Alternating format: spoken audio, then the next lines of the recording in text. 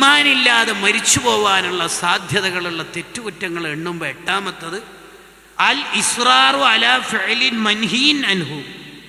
ഇസ്ലാം നിരോധിച്ച കാര്യം സ്ഥിരമായി ഒരാൾ ജീവിതത്തിൽ ചെയ്താൽ മിക്കവാറും അയാൾ മരിക്കുമ്പോൾ അള്ളാഹു പിടികൂടും.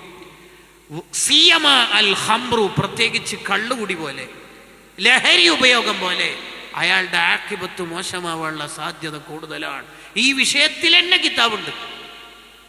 അതിൽ പറയുന്നതാണ് വല്ലാഹി ലാ യുഅ്മിൻ, ബുഖാരിന്റെ ഹദീസ്, വല്ലാഹി ലാ യുഅ്മിൻ, ഒരാൾ മുഅ്മിനല്ല, ഒരാൾ മുഅ്മിനല്ല എന്നിങ്ങനെ നബി സല്ലല്ലാഹു അലൈഹി വസല്ലം തങ്ങൾ തറപ്പിച്ചുറപ്പിച്ച് പറയുമ്പോൾ സഹാബത്ത് ചോദിച്ചു, ആരെക്കുറിച്ചാണ് തങ്ങൾ ഇങ്ങനെ മുഅ്മിനല്ല മുഅ്മിനല്ല എന്ന് പറയണത്? ആരെക്കുറിച്ചാണ് തങ്ങൾ പറയണത്?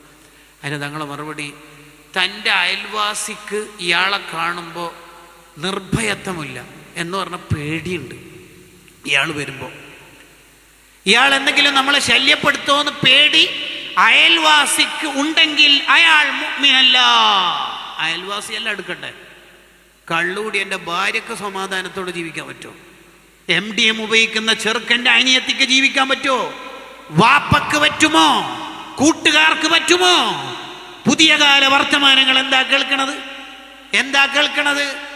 ഒരു മനുഷ്യൻ്റെയും മൃഗത്തിൻ്റെയും ഇടയിലുള്ള പ്രധാന വ്യത്യാസം തന്നെ ബുദ്ധിയാണ്. ആ ബുദ്ധിയെ ഇല്ലാതാക്കുന്നതല്ലേ മോനെ കള്ളും ലഹരിയും, അതെന്ത് പേരിട്ട് വിളിച്ചാലും. ഇബ്നു റജബുൽ ഹംബലി തങ്ങളുടെ ദമ്മുൽ ഖംർ എന്ന കിതാബിൽ ചോദിക്കുന്ന ഒരു ചോദ്യം അത്.